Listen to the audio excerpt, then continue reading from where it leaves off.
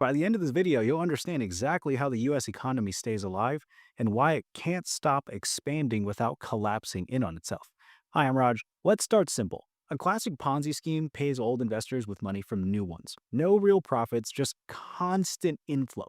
The moment new money stops entering, the whole thing unravels. History is littered with examples of this. The story that these schemes got their name from starts in the 1900s with Charles Ponzi, an Italian immigrant who came to America and found an opportunity.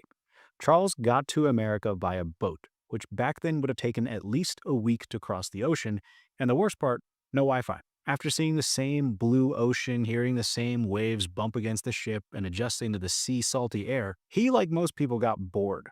Rumor has it, he lost most of the money he came with on that boat gambling. He steps off Port Boston and makes his way in the New World working wherever he can, just to live. One day he noticed he could buy vouchers that could be traded for stamps in different countries for a profit. Remember, this is old school. We're talking paper mail stamps.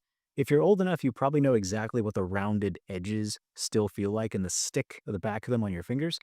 So the idea was these coupons could be bought in one country and sent internationally with a letter or whatever you're mailing, so the recipient could trade the coupon for a stamp in their country to be used to send a reply back to you.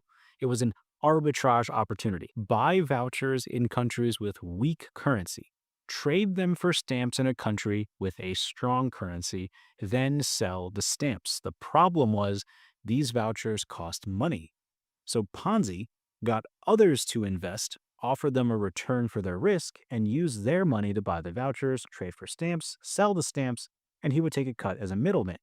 This is risky, but is a valid business model as long as the margins are there. Word got out that Ponzi had an opportunity that pays high returns, and eventually he figured out that it was easier to just pay old investors with new investors' money instead of actually buying the vouchers, then buying the stamps, then selling the stamps.